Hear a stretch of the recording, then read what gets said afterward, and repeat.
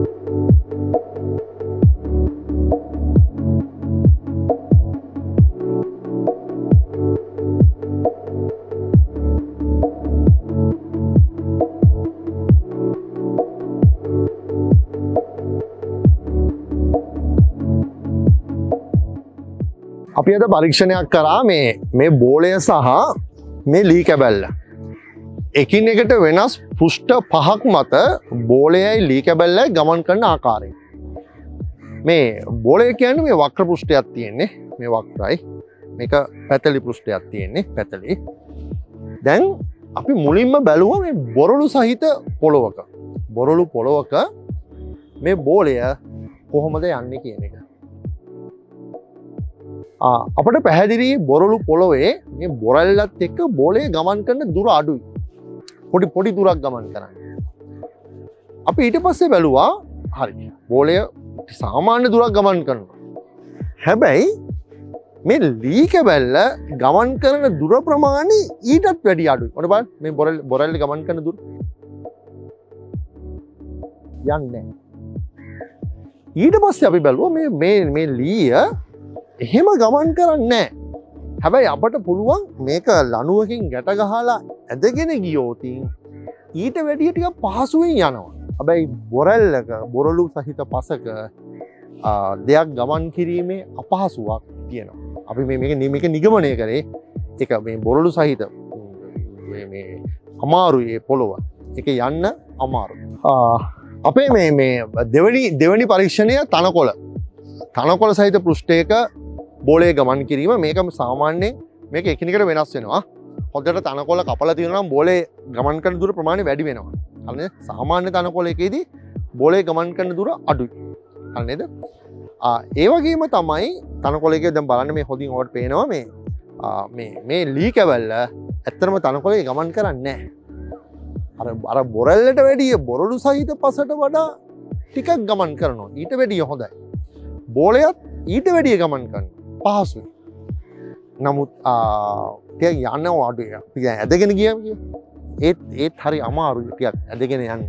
අපි ඊළඟ අපේ මේ තෝරා ගැනීම විදිහට කරේ වැලි සහිත පස. අපි වැලි සහිත පස ඉස්සෙල්ලම මේ බෝලේ යවන බැලුවා, ලී කුට්ටිය යවල බැලුවා, ලීය ඇදගෙන යවන්න බැලුවා. අර දෙකට වඩා පහසුයි. හරි නේද? වැලි සහිත පස්සේ සාමාන්‍ය විදිහට බෝලේ යනවා. හරිනේ? ලී කුට්ටියත් ටිකක් පොඩ්ඩක් දුරට තල්ලු වෙනවා. ඊට පස්සේ මේක ඇදගෙන යාවත් සාමාන්‍ය දුරක් යන්න පුළුවන්. හරි නේද? එහෙම අර බොරළු සහිත පසට හා තනකොළ සහිත පසට වඩා ටිකක් ලේසි ගතියක් තියෙනවා. අපේ හතරවෙනි පෘෂ්ඨයේ විදියට අපි ගන්නවා සිමෙන්ති සහිත පොළොව. සිමෙන්ති සහිත පොළොව තුල බෝලේ හැසිරීම හරිම වේගවත්. ඔය දැන් බලන්න මම දාන විදිය බෝලේ. සිමෙන්ති සහිත පොළොවේ ඉතාමත් වේගයෙන් බෝලේ ඉස්සරහට යනවා. ඊට පස්සේ මේක හරි ලේසි. මේ මෙහෙම දාපු ගමන් ටික් ටික් ටික් ගාලා යනවා, ඇදිලා යනවා. ඇදගෙන යව ඉතාමත් පහසුයි.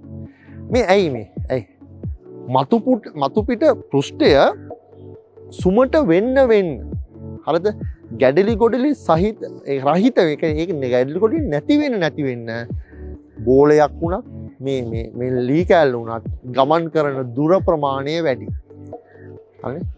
පෘෂ්ඨය සුමට වීම තුල බෝලේ ගමන් කරන දුර ප්‍රමාණය වැඩි වෙනවා. පෘෂ්ඨය සුමට වීම තුල මේ ලී කැබැල්ල ගමන් කරන දුර ප්‍රමාණය වැඩි වෙනවා. මේක තමයි නිගමනය. මේක හොඳටම තේරෙන තැන තමයි මේ අවසාන පරීක්ෂණය. අවසාන පරීක්ෂණය තමයි ටයිල් සහිත පොළොව. ටයිල් සහිත පොළොව. අපි ටයිල් සහිත පොළොවේ කොහොමද බලන්න මේක යන විදිය බෝලය. ඉතාමත් වේගෙන් බෝලය යනවා. මේ නිකන් තියෙන පොඩි බලයක් දීපකම බෝලය යනවා. ලී කැබැල්ල ඒකත් අරට වඩා අර අපි මුලදී කරපු 4ට වඩා වැඩි වේගයකින් යනවා. ඇදගෙන යාම හරිම පහසුයි බලන්න. හරිම පහසුයි ඇදගෙන යාම. කිසිම ගැටලුවක් නැහැ. අපි මේ පරීක්ෂණය තුල හරිම වැදගත් පරීක්ෂණයක්. බොරළු සහිත පසක්, තනකොළ සහිත පසක්, වැලි පසක්, සිමෙන්ති පොළොවක්, ඊට පස්සේ ටයිල් කරපු පොළොවක්, එකිනෙකට වෙනස් පෘෂ්ඨයන් පහක් මත බෝලය ලී කැබැල්ල ක්‍රියාත්මක වෙච්ච ආකාරය.